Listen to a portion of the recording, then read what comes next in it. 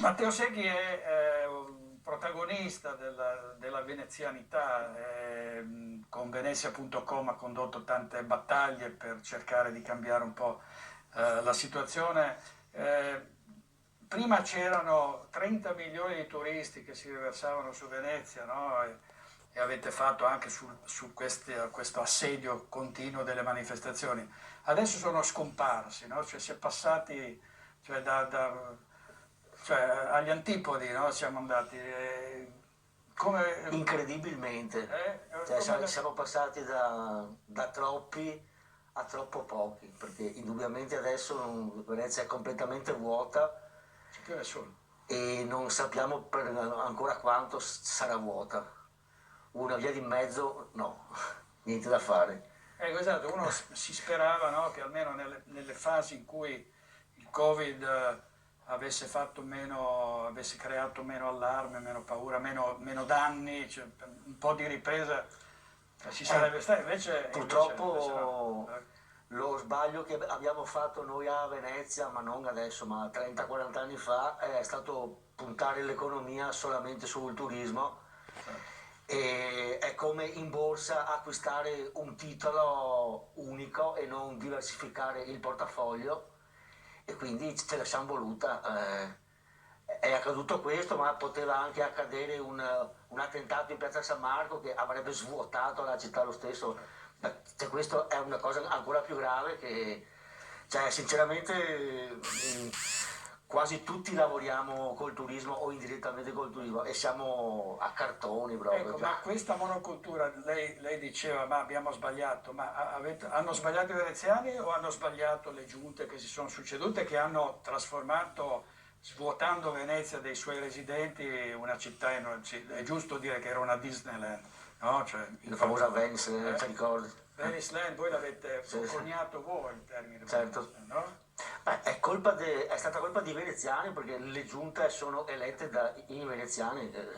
Una giunta è espressione del voto democratico della popolazione e quindi ce la siamo voluti da soli. Abbiamo preferito, e qua sto facendo molta autocritica stasera, ma mi sembra sia legittimo, Certo?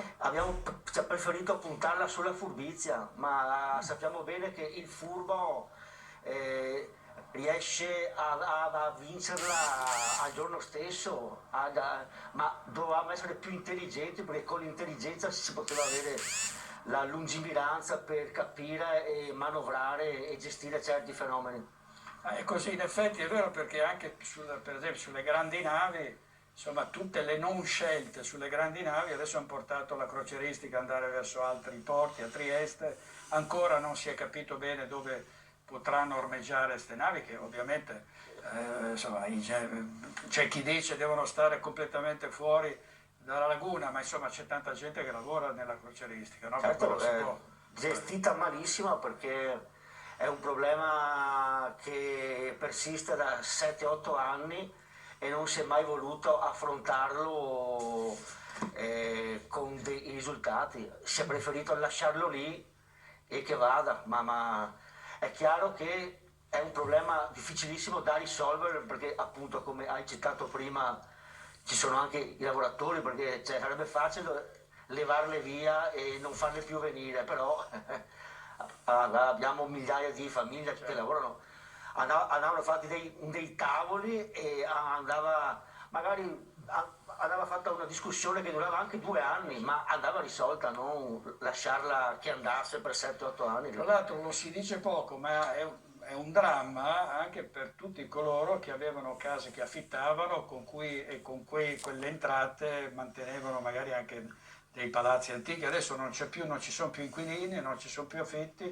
queste case sono vuote e anche quello è, voglio dire, il risultato di una politica evidentemente alterata. Insomma. Anche io lavoro col turismo e sono preoccupatissimo perché non so cosa fare io e migliaia di veneziani come me.